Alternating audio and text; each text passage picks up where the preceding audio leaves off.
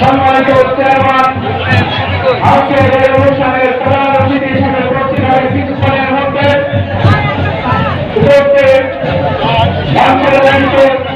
আমার প্রিয় জাতীয়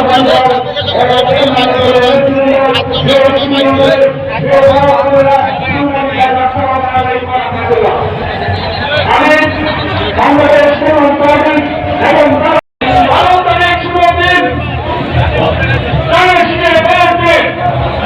সবাইকে ধন্যবাদ। আসসালামু আলাইকুম রহমতুল্লাহ। এ পর্যায়ে বক্তব্য রাখবেন বাংলাদেশ জাতীয়তাবাদী ছাত্রদল কেন্দ্রীয় সংসদের হুইপ কমিশনারের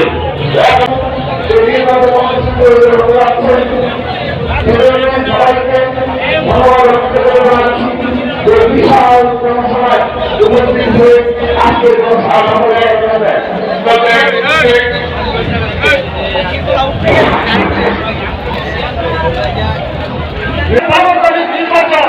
এই নির্বাচনকে সামনে রেখে আমরা বলতে চাই আমরা ধানের সঙ্গে ভোট চাই।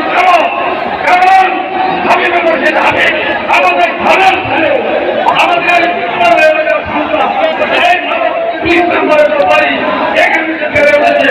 আজকে হাবিব মুর্শিদ হাবিবকে আমরা যদি বিজয় করতে পারি আমাদের উন্নয়নের ধারাবাহিকতা অব্যাহত থাকবে।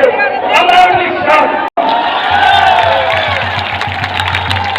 আমি যখন অল্প হয়েছিলাম গুলিবদ্ধ হয়েছিলাম, আমার জীবন গুলি লেগেছিল, তখন এখানে দলের উপস্থিত হয়েছেন সেই আমি অপারেশন থিয়েটার থেকে বের হয়েছে তখন যার বাংলাদেশ জাতীয়তাবাদী দলের চেয়ারম্যান আমাদের আশাকাঙ্ক্ষা পেতে আমাদের ভবিষ্যৎ বাংলাদেশ যার দিকে তাকিয়ে এসেছিল আজকে সবার প্রধানমন্ত্রী যারা আমাদের প্রফেসর সেদিন আমার দামে এসেছিল।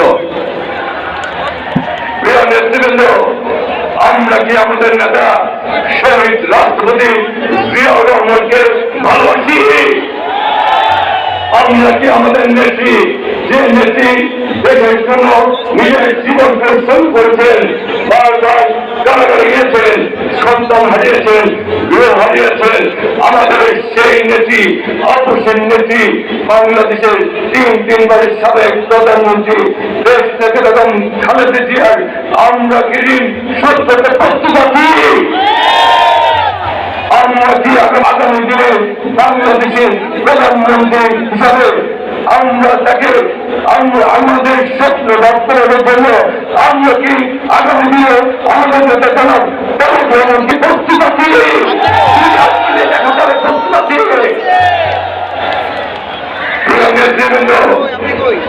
আমাদের এলাকায় আমাদের অনেক সমস্যা রয়েছে। আজকে ভাই কেন উপস্থিত রয়েছে? আমরা ঢাকা নয়, নাগরিক সুবিধা বঞ্চিত একটি এলাকা। আমাদের এলাকায় আমাদের মা বোনরা গ্যাস রাতে দিনের বেলা গ্যাস পায় না, রাতের বেলায় চোরা চালিয়ে আমাদের রান্না করতে হয়। আমাদের এলাকায় রাস্তাঘাট ভালো না। আমাদের এলাকায় উন্নয়নের মডেল হিসেবে করতে চাই। আমরা চাই আগামী দিনে রহমানের স্বপ্নকে আপনার নেতৃত্বে বাস্তবায়ন করতে আপনারা প্রস্তুত আছেন? আমরা আমাদের নেত্রী দেশ নেতা এবং খালেদা জিয়ার স্বপ্নকে আমরা বাস্তবায়ন করতে চাই। আমাদের নেতা আমাদের ভবিষ্যৎ আমাদের নেতৃত্বে আপনার কি সবাই সেই দাবি শিশু প্রয়োগের জন্য আপনারা প্রস্তুত আছেন?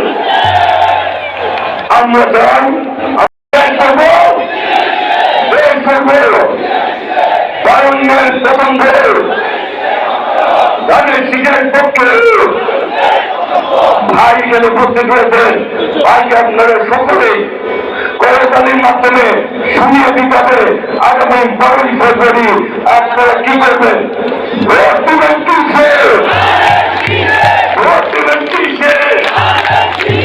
ভোট দিবেন কিসে? শহীদ রাষ্ট্রপতি জিয়া রহমান অনুরোধ। উপস্থিত ভাইরা, আমার দলীয় সহকর্মীবৃন্দ এবং নেতৃবৃন্দ এবং আমার ধানের শীষের প্রার্থী আমার ছোট মেয়ে হাবিব, আসসালামু আলাইকুম। আসসালামু আলাইকুম। আসসালামু আলাইকুম। ভালো আছেন সবাই? আলমবাগ বাংলাদেশের মানুষের অধিকারকে প্রতিষ্ঠিত করেছে। তারা এই দেশ থেকে স্বৈরাচারকে গত 5ই আগস্ট বিদায় করেছে। আজ 12 তারিখে বাংলাদেশের মানুষের বহুল প্রত্যাশিত সেই নির্বাচন, যেখানে মানুষ তার ইচ্ছা মতন, তার পছন্দের মতন মানুষদেরকে ভোট দিতে চায়, সেই পরিস্থিতি আজকে তৈরি হয়েছে। এখন প্রিয় ভাই বোনেরা, এই যে এই পরিস্থিতি, এই যে ভোট দেওয়া, এই যে 12 তারিখে যে বিষয়টি, এইটি শুধুমাত্র ভোট দেওয়ার ভিতরে সীমাবদ্ধ রাখলে চলবে না। যেমন আমরা ভোট দিব, বাংলাদেশের মানুষ ভোট দিয়ে তাদের প্রকৃত জনপ্রতিনিধি প্রকৃত হবে। বাংলাদেশকে পুনর্গঠন করতে হবে, নতুন করে তৈরি করতে হবে। আপনারা কি দেশ পুনর্গঠনে আছেন? আমরা কি একসাথে কাজ করে এই দেশকে তৈরি করব? ইনশাআল্লাহ। প্রিয় ভাই বোনেরা, এই যে একটু আগে হাবিব এখানে তার এলাকার সমস্যার কথা বলেছে, আছে নাই? দরকার আছে? তাহলে আসুন 12 তারিখে ধানের শীষকে নির্বাচিত করে, 12 তারিখে বাংলাদেশের ধানের শীষের সরকার প্রতিষ্ঠা করে আমরা খেলার মাঠ তৈরি করার কাজে ইনশাআল্লাহ হাত দিব। যদি খেলার মাঠ প্রয়োজন হয়, ইনশাআল্লাহ বিএনপি সরকার খেলার মাঠ তৈরি করবে ইনশাআল্লাহ। প্রিয় ভাই বোনেরা, এই এলাকার মানুষের আরেকটি সমস্যার কথা আপনাদের সন্তান হাবিব উল্লেখ করেছে, সেটি হচ্ছে মানুষের চিকিৎসা সুবিধা। এখানে যে হাসপাতালটি আছে, এই হাসপাতালটি মেগা প্রজেক্ট দেখছি, কিন্তু জনগণের স্বাস্থ্য সেবার উন্নয়ন আমরা দেখি না। মেগা প্রজেক্টের নামে আমরা দুর্নীতি দেখেছি, মেগা দুর্নীতি। দেশ থেকে বছরে $16 বিলিয়ন পাচার হয়ে গিয়েছে, কিন্তু জনগণের স্বাস্থ্য সেবাটা বৃদ্ধি করার জন্য যে হাসপাতালের সুযোগ সুবিধা বৃদ্ধি হবে, সেই কাজটি হয়নি জনগণের জন্য।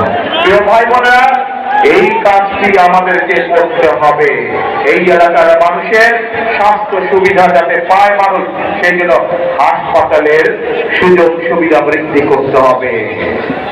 এখন হাসপাতালের সুযোগ বাংলাদেশকে রক্ষা করেন নাই, উনি বাংলাদেশের খাদ্য উৎপাদন দ্বিগুণ করেছিলেন, একই সাথে বিদেশে খাদ্য পর্যন্ত রপ্তানি করেছিলেন। কাজে দুর্ভিক্ষ পীড়িত বাংলাদেশকে স্বৈরাচারের বিদায়ের পরে যখন দেশে কর্মসংস্থানের সমস্যা, যখন দেশে বিভিন্ন অরাজকতা, সেই প্রথম খালেদা জিয়ার প্রথম শাসনামলে হাজার হাজার মিল ফ্যাক্টরি হয়েছিল এবং মানুষের কর্মসংস্থানের ব্যবস্থা হয়েছিল। শুধু তাই নয়, আমরা দেখেছি খালেদা জিয়া কিভাবে এই দেশের মেয়েদের শিক্ষিত করার জন্য ক্লাস 1 থেকে ইন্টারমিডিয়েট পর্যন্ত শিক্ষা ব্যবস্থা মেয়েদের জন্য ফ্রি করে দিয়েছিলেন। পরে যারা দেশ পরিচালনার দায়িত্ব ছিল, তাদের সময় দেশের শাসন ব্যবস্থা হয়েছিল এবং পরবর্তীতে যখন মুক্তিযোদ্ধারা আছেন, মুক্তিযোদ্ধারা বলতে পারেন যে দেশ স্বাধীনের পরে দেশের আইন শৃঙ্খলার অবস্থা কি ছিল, দেশের পরিচালনার দায়িত্ব করে কিভাবে উন্নয়ন করেছিল দেশের আইন শৃঙ্খলা অবস্থা।